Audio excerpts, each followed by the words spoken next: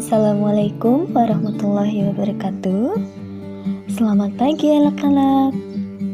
Bagaimana kabar kalian hari ini? Semoga kabar kalian baik ya. Bertemu kembali bersama saya Desi Yulita dalam pembelajaran bahasa Indonesia. Hari ini kita akan membahas materi penyajian teks persuasi. Pelajaran Bahasa Indonesia semester 2 kelas 8 semester genap. Materi penyajian teks persuasi. Kompetensi dasar 3.14 menelaah struktur dan kebahasaan teks persuasi yang berupa saran, ajakan, pertimbangan tentang berbagai permasalahan aktual, lingkungan hidup, kondisi sosial, dan atau keberagaman budaya dari berbagai sumber yang didengar maupun yang dibaca. Selanjutnya, 4.14 menyajikan teks persuasi, saran, ajakan, dan pertimbangan secara tulis dan lisan dengan memperhatikan struktur kebahasaan atau aspek lisan. Tujuannya setelah proses pembelajaran, kalian akan mengetahui penyajian teks persuasi, kemudian kalian mampu menyajikan teks persuasi berdasarkan struktur dan kebahasaannya. Penyajian teks persuasi. Yang pertama itu ada penyusunan teks persuasi. Sebelum menulis teks persuasi, kamu dapat menggunakan langkah-langkah berikut ini. Yang pertama, kamu bisa menentukan topik.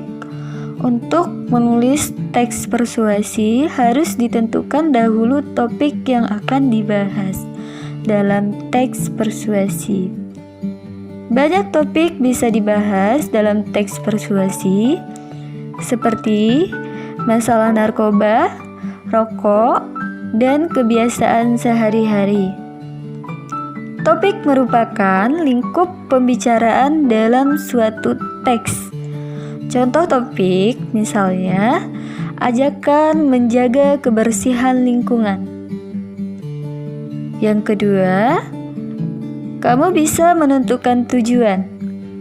Setiap teks persuasi mempunyai tujuan. Tujuan utama setiap teks persuasi adalah meyakinkan pembaca dan pendengar.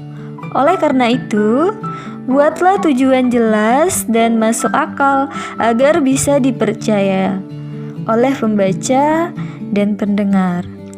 Dalam penyampaian tujuan, berusahalah menyampaikannya dengan jelas dan singkat agar mudah ditangkap oleh para pendengar maupun pembaca. Yang ketiga, kamu bisa membuat kerangka teks. Kerangka teks dibuat sedemikian rupa sehingga terdapat koherensi antara satu kalimat dan kalimat yang lainnya. Di samping itu, kerangka akan memandu seorang penulis mengembangkan teks atau karangannya.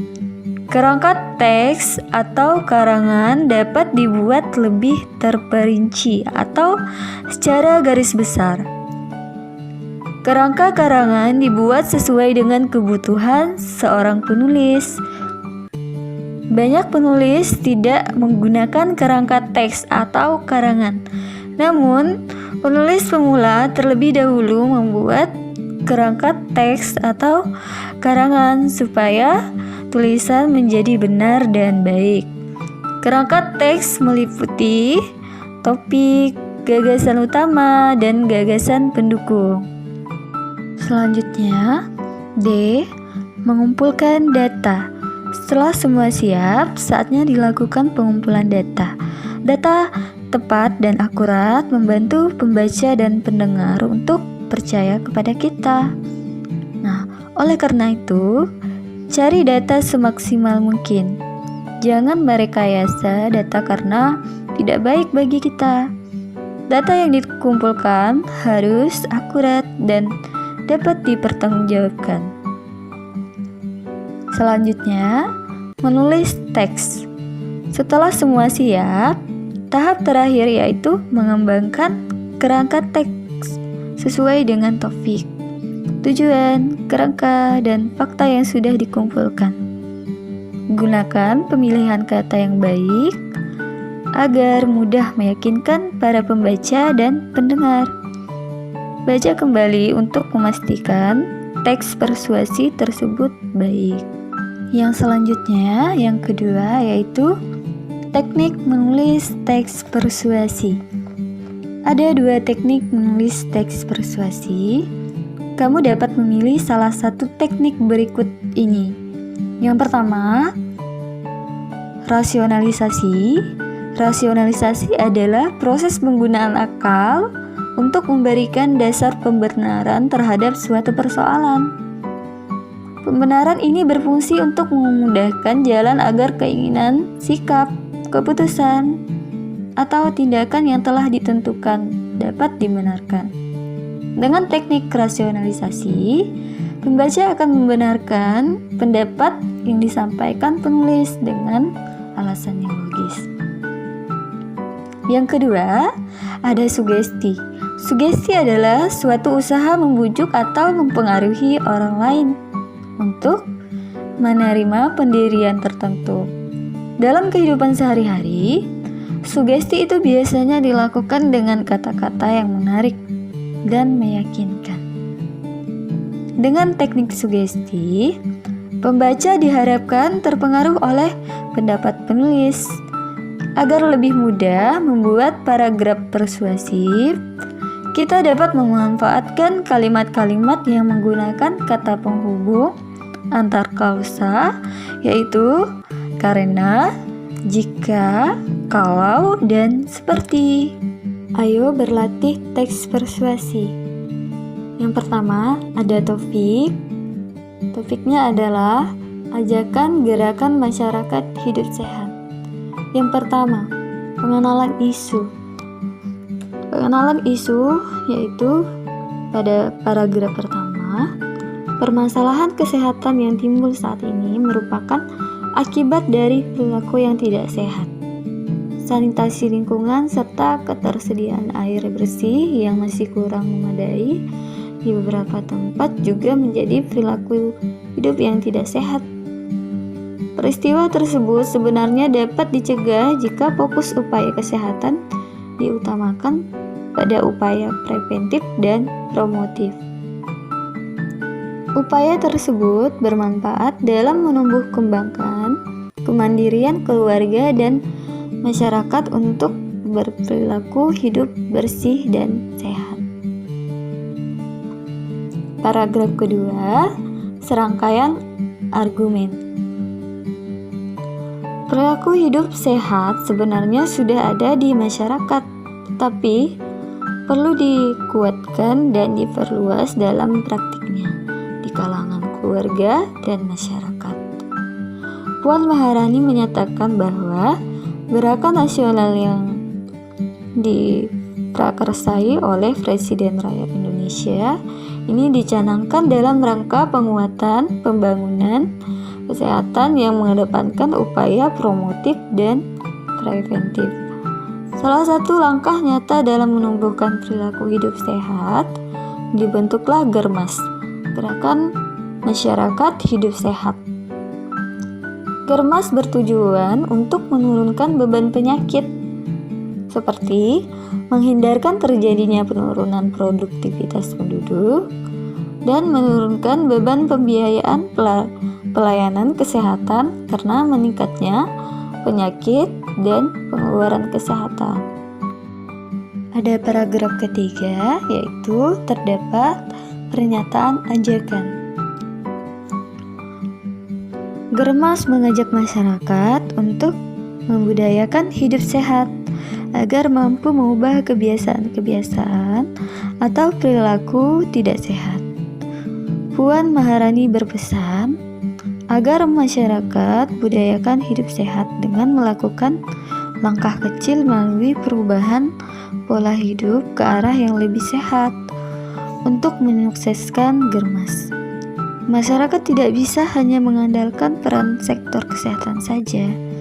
Puan mengajak kementerian atau lembaga pemerintah dan masyarakat harus memberikan dukungan, komitmen, dan peran serta dalam bergotong royong meningkatkan kesadaran, kemauan, dan kemampuan hidup sehat bagi setiap orang. Yang keempat, ada paragraf keempat, yaitu penegasan kembali. Dalam kehidupan sehari-hari, praktik hidup sehat merupakan salah satu wujud revolusi mental. Germas merupakan wujud nyata dalam menumbuh kembangkan perilaku hidup sehat. Pemerintah dan masyarakat dapat bekerja sama menyukseskan program perilaku hidup sehat demi kesehatan masyarakat. Nah, di dalam teks persuasi tersebut, kebahasaannya mengandung pendapat dan fakta, yaitu terdapat pada paragraf kedua. Paragraf kedua yang pertama ada kalimat pendapat. Seperti, perilaku hidup sehat sebenarnya sudah ada di masyarakat, tetapi perlu dikuatkan dan diperluas dalam praktiknya di kalangan keluarga dan masyarakat. Puan Maharani menyatakan bahwa gerakan nasional yang diprakarsai oleh Presiden Republik Indonesia ini dicanangkan dalam rangka penguatan pembangunan kesehatan yang mengedepankan upaya promotif dan preventif. Kemudian, kalimat faktanya yaitu salah satu langkah nyata dalam menumbuh perilaku hidup sehat. Dibentuklah Germas, Gerakan Masyarakat Hidup Sehat.